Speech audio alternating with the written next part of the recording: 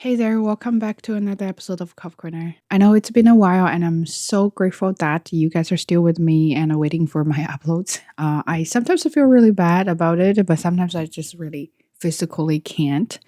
Um, First of all, I got COVID. I'm still recovering. I'm staying in my little prison here to, try to be a responsible person that I don't give virus to anybody in the house. Anyway, so finally, I got a time to sit down and talk about the topic we chose a while ago about marriage and relationship. Well, back then when I was thinking about this topic, I had a lot of ideas to share.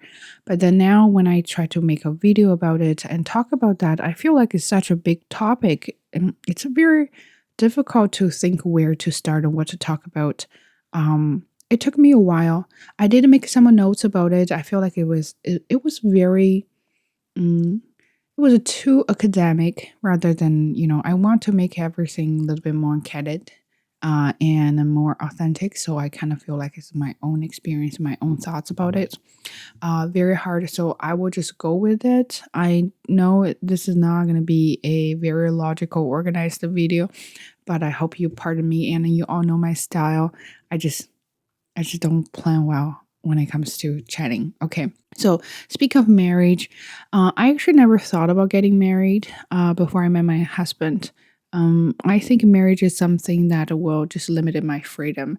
Especially, I fought so hard to get freedom, and then finally, I got away from my parents, got away from those kind of social pressure, and then came here, worked hard to get my own life, and I enjoyed my life very much. I was able to do what I wanted to do within my own ability. But then I felt like if I wanted to get married, that means I had to compromise my life. That means I had to, at some point, sacrifice part of myself. Then I didn't want it. And I was really debating about it. And back then, I was dating my husband, and he had this idea like, of course, we're going to get together. Then my thought was like, yeah, I'm not really sure about it. And especially my parents were really against him, really against me marrying to him, of course. Why I decided to get married? I think it's first of all, you need to have love. For me, it's very important. If I don't like something or I don't love someone, it's very difficult for me to get along with that particular person or that particular life or that particular thing. It just, there's no way I can do it. So everything has to be out of love first. And then second, I have to think about myself. So this is me trying to be very selfish. And this is some skill I learned when I came to Canada is be selfish. You have to think about yourself first. And then when you make yourself very happy, then you can have a happy relationship around everyone. So I thought if he cannot make me happy, or let's say, no, so okay, let's put it this way. If being with him cannot make myself happy or happier, and then what's the point of staying with him? Right. So that's what I was thinking. So I made it very clear that I'm not a typical housewife material. I don't do housework. I hate washing dishes.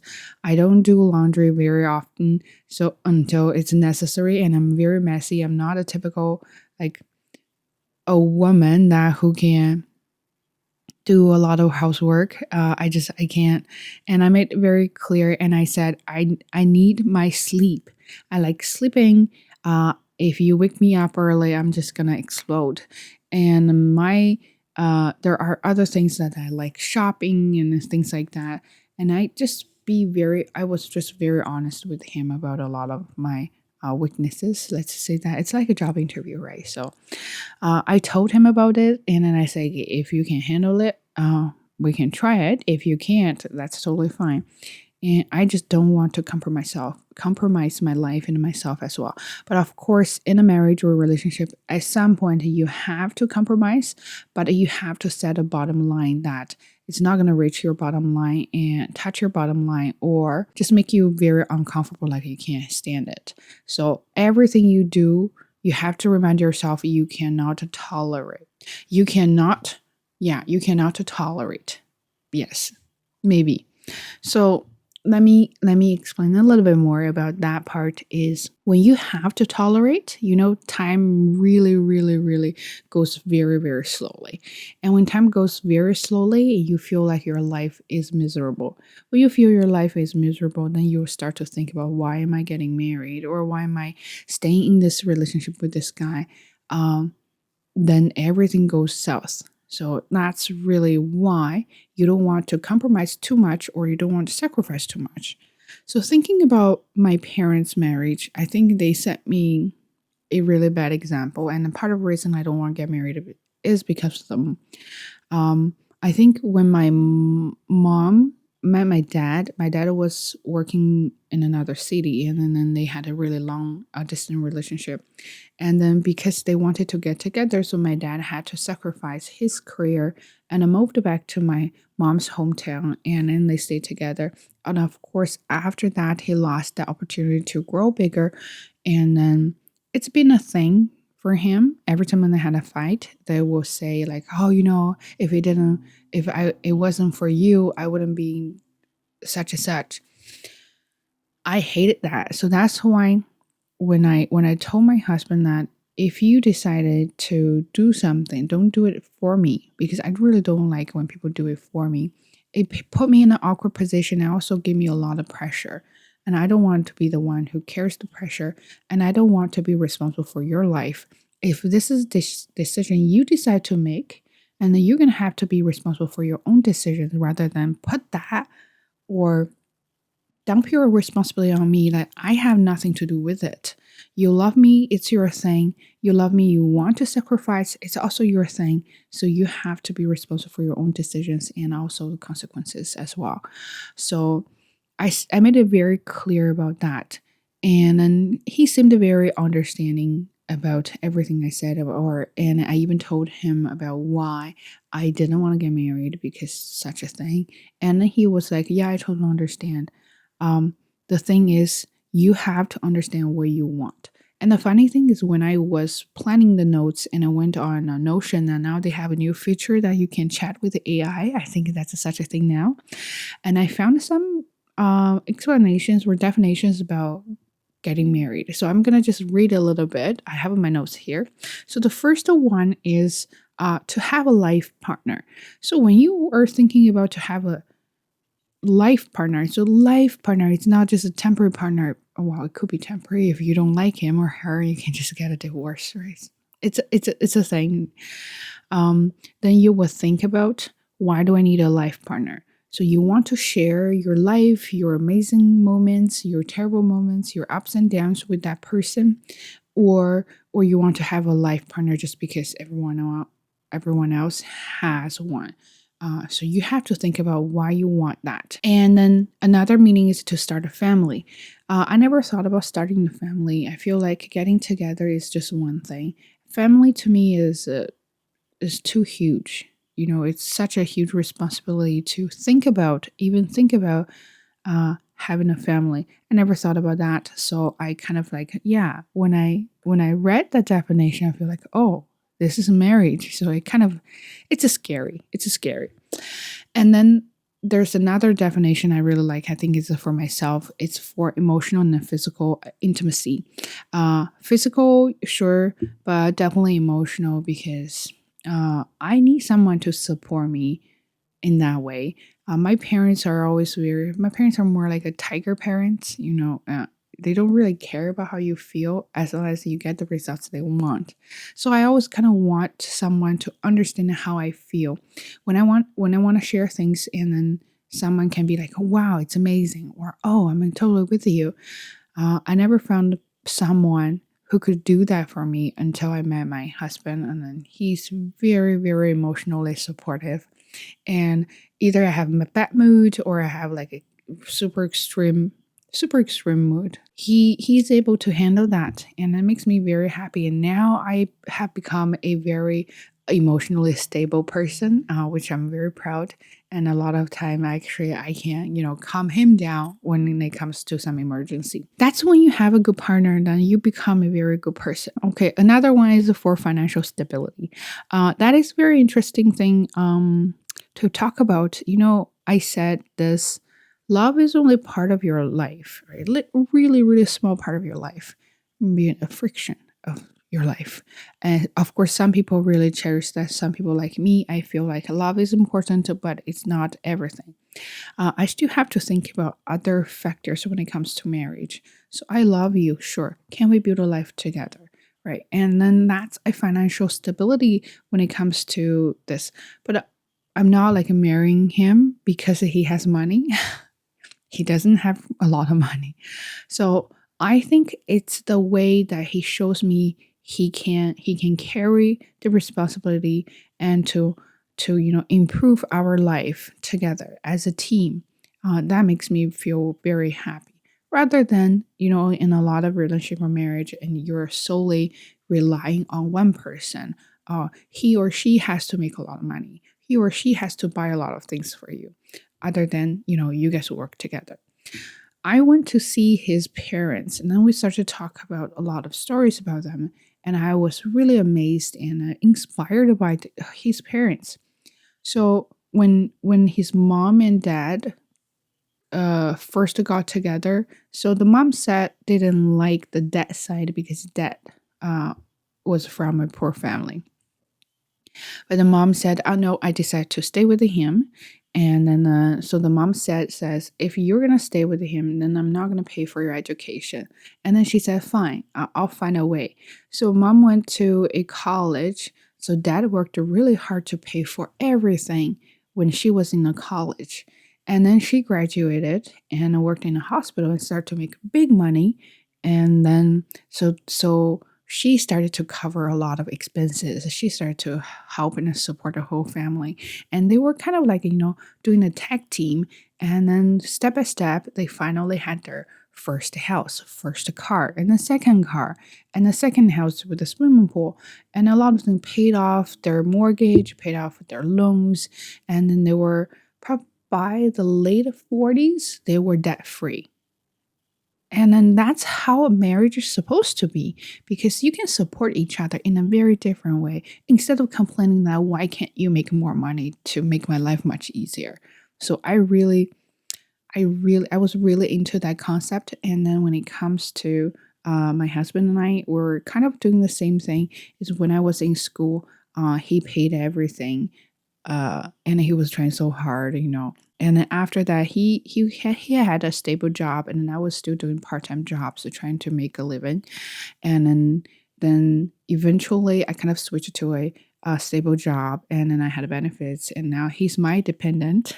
And he started to think about switching to a different career, things like that. So we were able to do a tag team kind of style. That's called financial stability because we're really trying to help each other out. But of course, we had a downtime that we were really, living a hard time, and we couldn't afford a lot of things, and we had to ask for help from their parents. But now we think, yeah, we're pretty good. We're pretty good. Anyway, so that's another reason I was thinking about marriage. But there are some things I think you really shouldn't do a marriage because of those reasons. And the first is to fulfill cultural or religious expectations. This is very hard because if it's a cultural, maybe, but if it's a religious reason, then you can't say no to it, and then you have to do it. But then you have to tell yourself, there's no other way you can get away from it. So you have to do it, and you have to live with it. Might as well just live a good life in that way. Second reason is to go social status or parent or acceptance, which happens to most of us, especially in our culture, is if you're single, something wrong with you. If you're not married, something wrong with you. Or if you don't have a kid, there's something wrong with you. So those are the things that people are thinking about. And those two reasons, actually, if you really think carefully, you will think you get married not for yourself, you get married for other people. And really don't do anything for other people. Do it for yourself. Be selfish. That's what I learned when I came here. Be selfish. Think about yourself first. If you're not happy, then you're not going to have a happy relationship. And people around you are not going to be happy because you're not a happy person. I have another reason that you should not get married is you feel lonely, right? So especially a lot of people or a lot of international students when they're in another country fighting so hard for their life.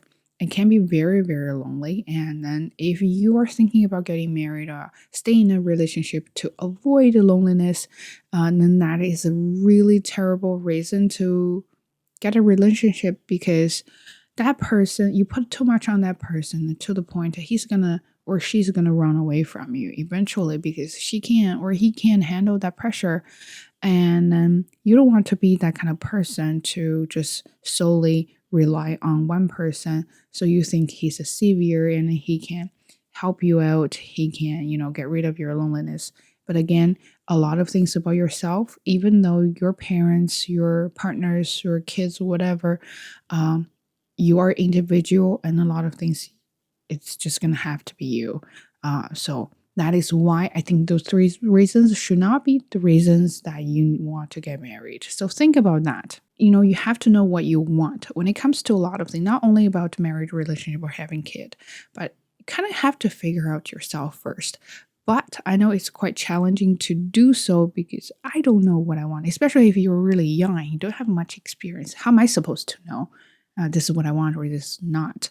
The thing is, people like to regret, and it doesn't matter what kind of decisions you're going to make. You're going to eventually regret at some point. The thing is, you have to become a very responsible person that, even though I'm going to make this decision, I'm going to regret at some point. But I'm a responsible person. I'm an adult. So I can be responsible for this and I can take care of the consequences. So that's why you have to think clearly to maybe know what you don't want. So let's say I don't know what kind of life I want in the future, but I definitely know what I don't want right now and kind of in the near future. I remember when I was in China, I know I'm not going to become a very good wife, right? So I can't just go work, come home, cook, do laundry, and serve my husband, that kind of style, then I don't like it. But it is hard to not do that back then because the pressure, the social pressure, right?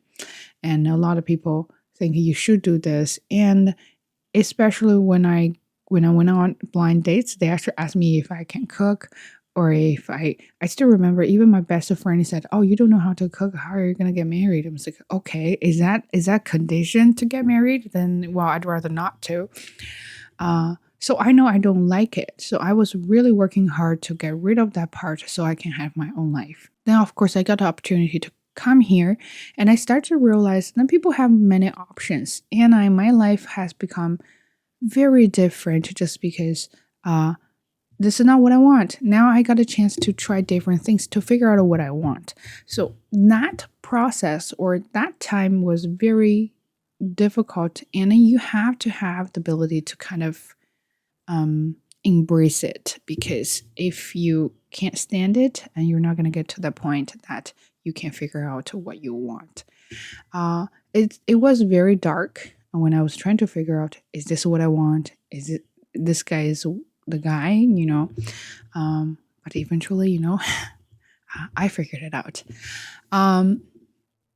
Another thing, and I kind of mentioned that, is you have to have a strong will, strong mind to fight everybody. If this is the path that you're going to choose to go with, then you have to have the strong mind, because what you don't want is you don't want to compromise. If that's the way you go, you don't want to compromise, then you better really don't compromise in the future.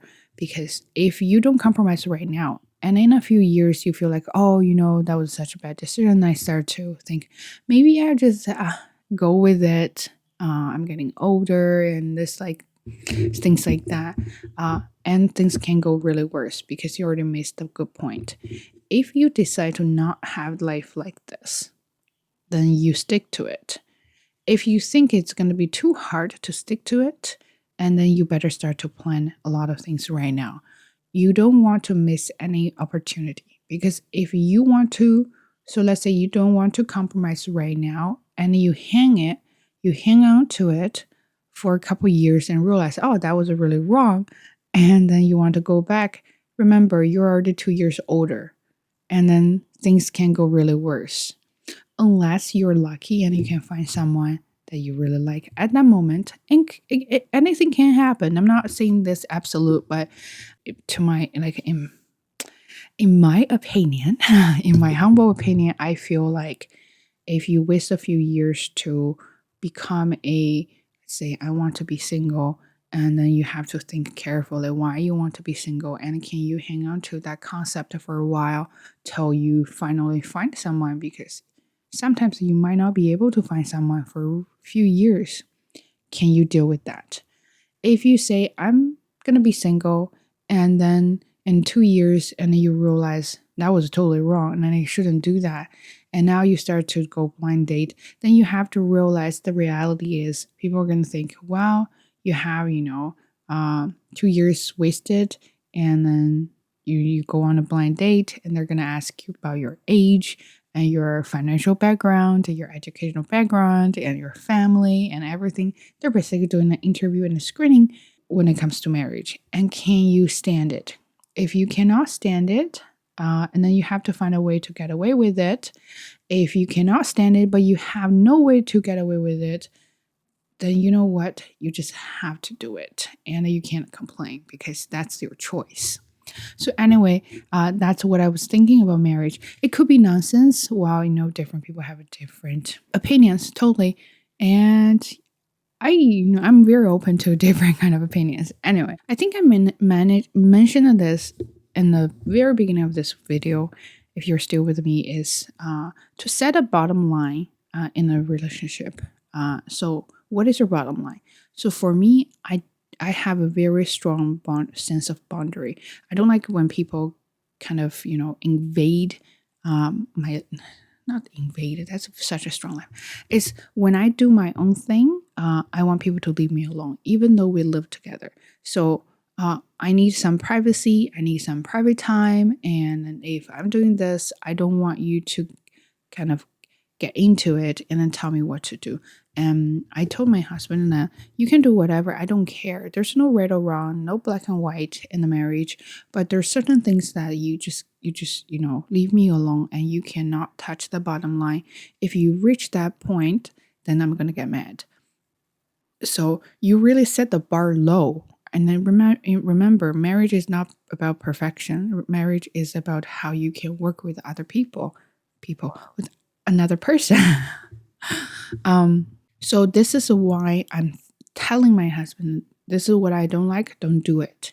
If you do it, I'm really gonna kind of fight hard.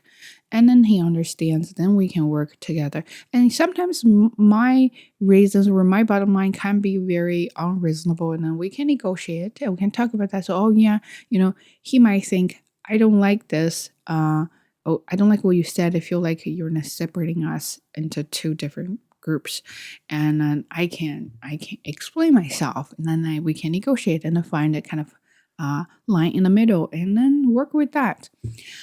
But you have to know your bottom line. Other than your bottom line, there's the things that he eats with the mouth open, or he drinks with the really loud noises. Those kind of things are kind of tedious things. Do you really care? Does that really bother you? If not, or if there's something major, then you just have to let it go. Unfortunately, you can't correct your partner all the time. So remember, you're getting married with someone that's gonna live with you. You're not getting married with a student that you can correct that student all the time. So that is something you have to really think about. That's the bottom line. So and another thing that I learned in a hard way is to set a cue card, or not cue card, set a cue for your downtime. I'm a very emotional person, and my husband always says that when I explode, I'm like a volcano. He never knows when I'm gonna explode, and then when I explode, it's hard to manage. And he said he's seen me in the very dark side. And I've gone through anxiety, I've gone through depression, and then, of course, sometimes, the really, really emotional instability there. He's saying a lot. Anyway, so our trick is to have a yellow card and red card. So in the sports or even soccer, they give you yellow card or red card to warn you. That's how I learned to warn him that do not talk to me right now because I'm so mad and I could have said something hurtful and I don't want to do that. Remember, words are sharp. Now, once you have the words out, you can't take them back. If you say something really harsh, it's going to hurt someone and you can't take it back because that person will always remember that. And I sometimes forgot. I still remember when my parents said something to me, I can remember forever. But now I forgot. And then I said something really terrible to my husband, and then he remembers that. So then I learned this. If we had an argument or if he does something I really don't like or he makes me really mad, I can say, okay, I need a few hours. Just leave me alone and do not talk to me. I'll go to my room and I'll calm down and I'll come back. I'll explain what's going on, why I'm acting like this, okay? Then I'll come to my room. I'll start to, go through my phone and watch some funny videos or even watch a movie or do whatever I like. I can't even just go sleep or do some exercise. Then once I calm myself down, then my mind is calmed down, like it is more calm than before. Then I finally can have a time to organize my thoughts and words and I can start to explain myself what is going on. And then that works wonder. So if that's something you think you might want to try, give a try, really. Yellow card is the warning that, okay, I can still talk to you, but I prefer not to. Red card is, I can't even talk to you right now. Just leave me alone until I say, yes, I'm okay. Then we can get together and talk. Those are the things I warn him so he won't look very clueless. I sometimes feel bad for him. Anyway, okay, that's how I think about marriage and relationship. But of course, it's very hard to talk about everything in even 30 minutes. So I'm trying my best. And of course, I'm a very talkative and I just don't know where to start. So I hope you still like it. And then as you notice, my English has gone really worse just because I've been staying at home, not talking to anybody, and my mom's here. I started to speak Chinese more often, and then my English really sucks now. So I have made a lot of mistakes in the video, and I hope you pardon me. But yeah, but now I have more time to do videos. So hopefully I'll see you next time soon. Take care.